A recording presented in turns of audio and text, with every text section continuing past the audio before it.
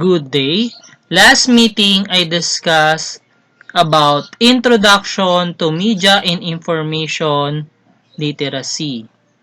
We tackled about communication, communication model, Shannon Weber's communication model 1948, evolution of communication model, 10 levels of intimacy in communication, media information, and literacy. Today, I will discuss the evolution of traditional to new media. Okay, objectives. At the completion of this module, students will be able to examine the technology or resources available during the prehistoric age, the industrial age, the electronic age, and the new or digital age. Identify the devices used by people to communicate with each other, store information, and broadcast information across the different ages. The evolution of traditional to new media. We have traditional media versus new media. Media experience is limited. One directional only. So, example of that, if you are getting information from newspaper, television, okay, magazine. Sense receptor use are very specific. So, in print media, we use sense of sight. Radio, that is sense of hearing. TV and film, sight and hearing. Okay? Then, new media. Media experience is more interactive because we are using gadgets. We are using application online. Okay? Audiences are more involved and can send feedback simultaneously. Example of that is Facebook. So we can comment, we can share. YouTube, we can comment and share also. Twitter. Integrates all the aspects of all media. Prehistoric. Under prehistoric, we have the pre-industrial age. It's the time where no written accounts of history. People discovered fire, developed paper from plants, and forged weapons and tools with stone, bronze, copper, and iron. Examples, we have cave paintings 35,000 BC. Clay tablets in Mesopotamia 2,400 BC. We have the papyrus in Egypt that is 2,500 BC. Then we have the Dibao in China that is 2nd century. Acta Diurna in Rome 130 BC. Codex in the Mayan region 5th century. We have petroglyphs are carving or engravings in rocks or caves. Pictographs, sketches and paintings that usually depict nature. Megalithic art involves the process of arranging or stacking together artistically the stones or big rocks for certain purpose. Oyai, Hele, lullabies that represents mother care and love to their child. Mother sing to their child to sleep. Okay, so we have printing press using wood blocks. So this one is the example that is in 220 AD. Okay, next we have the industrial age, 1700s to 1930s. Oral and written form of communication started. Storytelling was the primary method of delivery. People used the power of steam.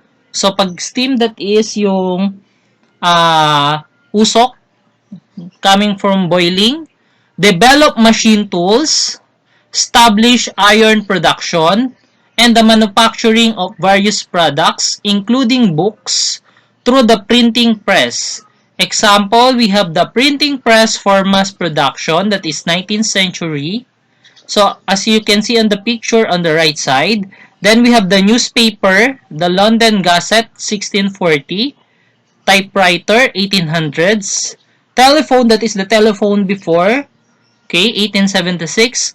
Motion picture, photography, projection, 1890. Okay, then we have the commercial motion picture, 1913. Motion picture with sound. So before, the picture has no sound. Then now, as the years go by, there are sounds and colors. Then we have the telegraph. Okay, when you are sending information, they use before telegraph. Then we have the punch card. Okay. Electronic age, 1930s to 1980s. The invention of transistor ushered in the electronic age. People harnessed the power of transistor that led to the transistor radio, electronic circuits, and early computers. In this age, long-distance communication became more efficient. So, before, ang communication is through letter. When the electronic age evolves, we can communicate faster, then we can communicate longer. Okay? Then we have the example that is the transition radio, the television, large electronic computers. We have the EDSAC and the UNIVAC, 1949 and 1951. Mainframe computers, that is IBM 704 in 1960. We have the personal computer, that is HP. Okay, then we have the Apple I. Okay, then we have at the bottom on the right, we have the overhead projector, LCD projector. Information age, 1900s to 2000. The internet paved the way for faster communication and the creation of social network. People advanced the use of microelectronics with the invention of personal computers, mobile devices, and wearable technology. Moreover, voice, image, sound, and data are digitalized. We are now living in the information age. Example is the web browser. We have the different web browser. We have the Mossack, Internet Explorer. We have the Google Chrome, the Opera. Then we have the blogs, Blogspot 99, LiveJournal 1999, then WordPress. Then we have the social network. Ang uso before is the Friendster. Then we have the Multiply and Facebook. Then we have the microblogs, that is Twitter, Tumblr. Then in 2005 we have YouTube. Then we have the augmented reality, VR reality. Most of the games are using this one. Okay. Then video chat, that is Skype, Google Hangouts. Search engine, we have the Google, the Yahoo. Okay. Portable computers, laptops, netbooks, tablets, smartphones we are using nowadays. Wearable technology. Okay. Cloud and big data. Okay. Information age, okay, continuation, 1900s to 2000. We have Tim Berners-Lee invented the World Wide Web for global information sharing. Okay, then we have the IBM Simon or Simon Personal Communicator. Is the first device that could really be referred to as the first smartphone because it can make and receive call, send faxes and emails and more. Then we have the 6 degrees, founded by Andrew Wainwright, 1996, is widely considered to be the very first social networking site. Okay? Roles and function of media in a democratic society. So we have the channel, provides opportunity for people to communicate, share ideas, speculate, tell stories, and give information. So we can create our channel using our YouTube, aside from the channel that we have on the television. Then we have the watchdog, exposes corrupt practices of the government and the private sector, creating space wherein governance is challenged or scrutinized by the government. It is also guarantees free and fair election. So watchdog, that are the organization that watches different